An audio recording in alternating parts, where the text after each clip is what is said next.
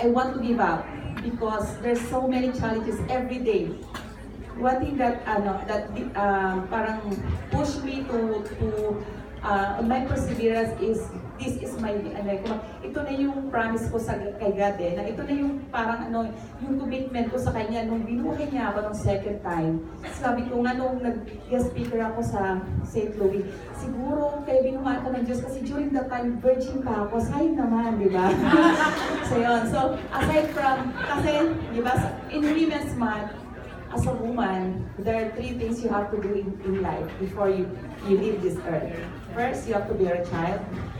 Second, you have to own a farm, plant a tree.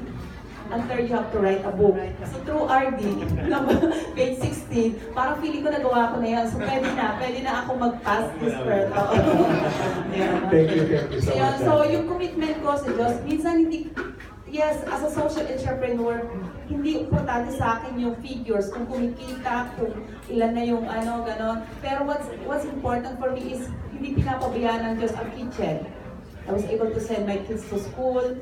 We're happy. We're not, yun yung sabi nila, hindi mayaman yan kasi Montano yan. In-laws ko, yes, mayaman sila, Montano sila sa Cavite. But kami ng husband ko, we are living a very simple and decent life. So ganun lang po. So what makes me happy is because of Cheers.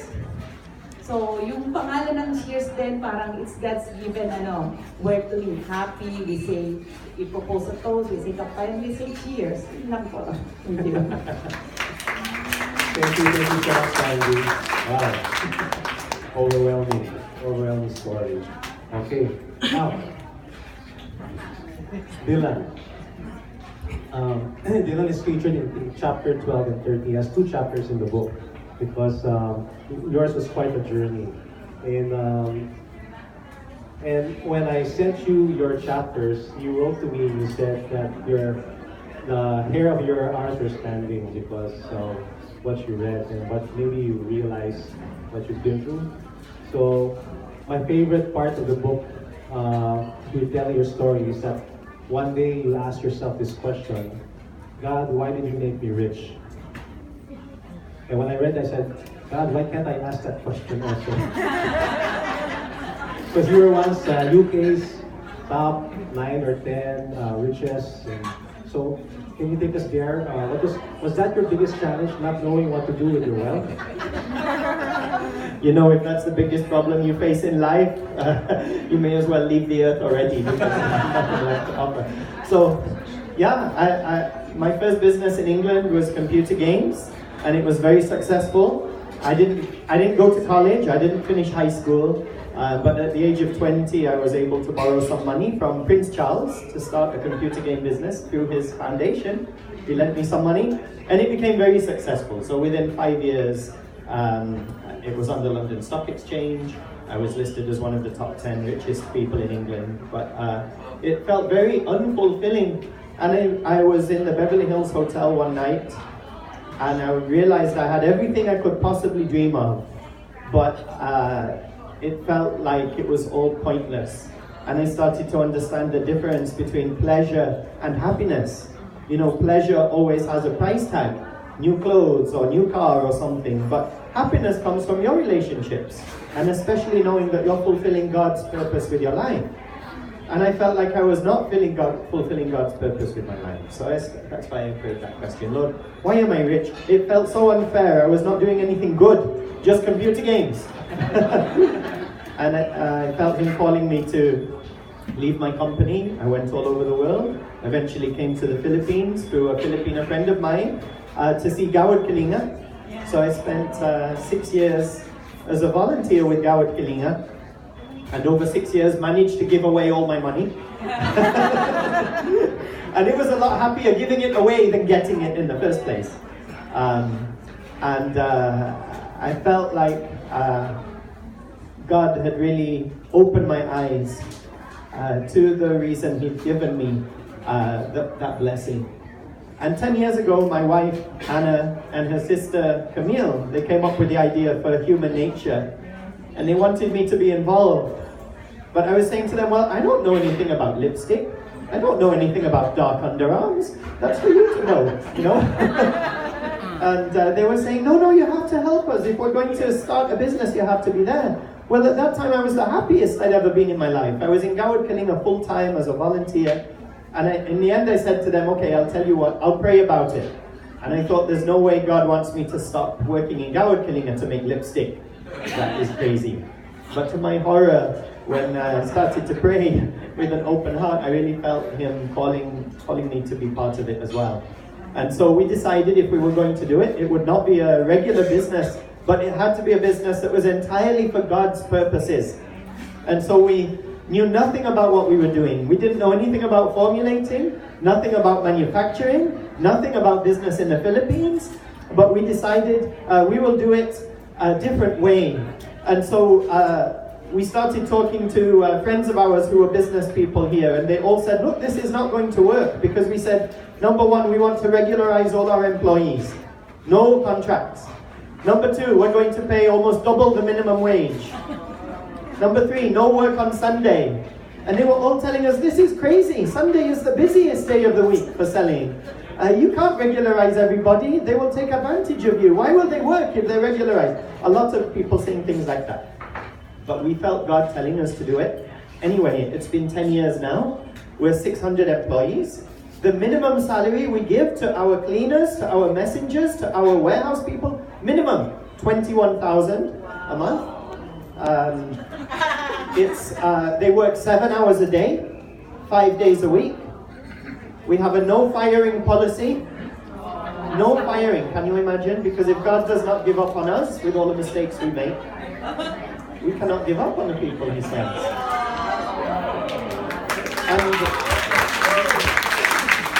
And again, every business person thinks that's a crazy idea, but it works. When you're working with the poor, their whole life they've been told you're nothing, you're worthless, you're useless. They believe it. But when you say to them, hey, you messed up, but we will not give up on you. You are family to us now. That's life-changing to them. And so it's been 10 years of God's faithfulness. The verse that is guiding us is John 10:10, where Jesus said, I came so they should have life and live it to the full.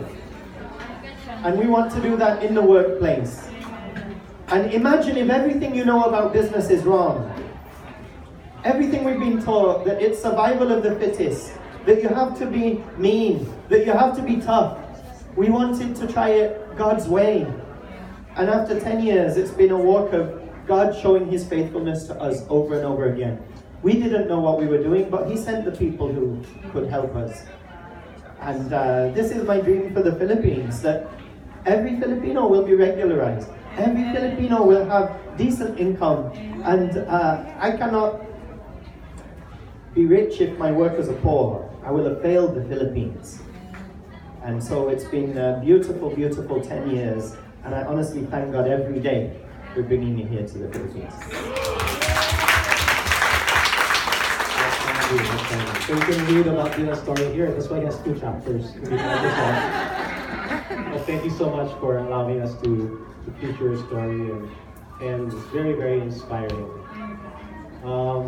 Dina was one of our speakers in Southern Night where we met before, and he would tell the story of how at that time there was no human nature yet. We were just working full time for Gawad Kalinga. So it's been a pleasure seeing your journey. Thank you so much, Dina. And finally, yes, Secretary Mon, you heard all the stories, and we've been together also. Now, as DBI Secretary, being in government, what has been the biggest challenges for you? And please tell us some stories about that and how you've been able to overcome. Yeah. First of all, congratulations, RD. Another baby born. So, parang twins ito, the baby. Congratulations, Miriam and RD on the new baby, and this time around another baby. So, I've been hearing the stories time and again. Of course, marami sa kanila kasama na natin in the advocacy. Basically, these stories are the ones really inspiring us to continue the advocacy. So, many years ago, I was just a plain, corporate guy, trying to build brands. Dr. Ned helping us also build brands. the father of marketing research, teaching us how to do it. So a lot of challenges, puro corporate and how to build business. And similar to Dylan's story, parang nagkaroon din kami ng parang opportunity na, wait, hindi naman puro business, hindi bottom line. So the advocacy that we entered into was entrepreneurship advocacy, trying to hopefully inspire and also teach our kababayans nationwide, conducting free seminars, and you are all part of that. Many of you as lecturer, at the same time mentors, and we've been doing that for the past, I think, 13, 14 years. It gave new meaning to being in corporate. So daytime I was doing corporate job, but of course, sometimes in between, di ba, we do conduct seminars in Bukidnon, Zamboanga, Valencia City, and then up north. So parang mas fulfilling, no? Buti na lang, I had of course the permission, kasi si Joey was of course the Go Negosyo founder, na of course supporting the advocacy. So we were doing this advocacy for since 2005, and along the way we met many of you telling inspiring stories, kasi we're thinking that for people to really move up in life, kailangan ma-inspire din sila muna with many amazing stories, you know. Sa mga kaibigan natin, I also see Les at the back, another amazing story, Les Reyes of Reyes Cutters, and many more, no? So I think we have over 200 in the community and still growing. Once you hear their stories, you get inspired, and many of them are also, you know, at the stage of giving back and telling their stories and mentoring micro SMEs for them also to succeed in life. And eventually we, you know, along the way we find our purpose, our whys, and tingin ko yun yung parang happy entrepreneur, no? So parang naging happy entrepreneur tayo. So that advocacy, actually, wala naman kaming plano, or ako wala akong plano maging DTI. So but that advocacy led me to DTI, because every time we were in Davao, we invite President, then Mayor Duterte, to be one of the speakers, opening speech and message, and very inspiring. So we got to know each other. But I'm not really, you know, a very close barkada. Parang ano lang, kaibigan and kakilala. So when he took office in 2016, usually yung mga DTI secretary nanggagaling yan sa PCCI, mga president ng PCCI or big chambers or big companies.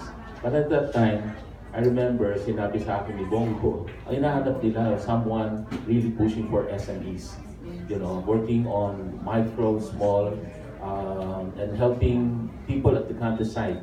Kasi nandun talaga, we want to really change Philippines, uplift more people out of poverty. And ang naging advocacy nga natin, and which I carried on sa DTI, basically enhanced it a bit more. So sa DTI, I carried the mandate, trabaho, negosyo, and of course I added consumer protection. I had to watch over consumers also. So hindi lang SME, but basically attract more investments para to create jobs, or kung walang trabaho yung tao na yon, turuan natin magnegosyo. So he will also have another chance to move up in life. We believe na each person na mabigyan ng trabaho o mabigyan ng negosyo, pwede nang mawala sa poverty, mawala sa kahirapan. And so one soul, one person at a time. And pinagtsatsagaan natin yun, doing these free seminars and mentorship, and then doing it time and again, and establishing institution. Of course, at the DTI, given the resources, we're able to multiply what we're doing in Go Negosyo. Now we have 1,000 plus negosyo centers. There are institutions helping us. May mga offices, may the whole organization of DTI. Parang nag-fourth gear sila sa SME development. Dati parang first, second gear lang. Kasi ang trust nun usually big businesses, industry development. Now we're able to do industry development, manufacturing growth, innovation, creative, etc. But always SME at the side, no? And sometimes even content center.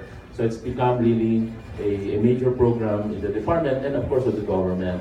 So again, poverty alleviation, trabaho, negosyo, kabuhayan, and then of course consumer, tinutuloy natin. So that basically is what's keeping us busy, na parang what's making us happy. And I must add, happy entrepreneur, kung tayo yung nasa negosyo or kami sa gobyerno, nasa serbisyo, happy entrepreneur, happy consumer, or happy constituents. That's how we see it. And of course, pag happy na yung consumer, eventually happy rin yung entrepreneur. Kasi mas maraming market, mas happy yung constituents mo, mas happy din sila sa serbisyo mo kung ikaw ay nasa government. So that's how we look at things. So, kaya napaka-relevant ng libro na to. Thank you. Thank you so much.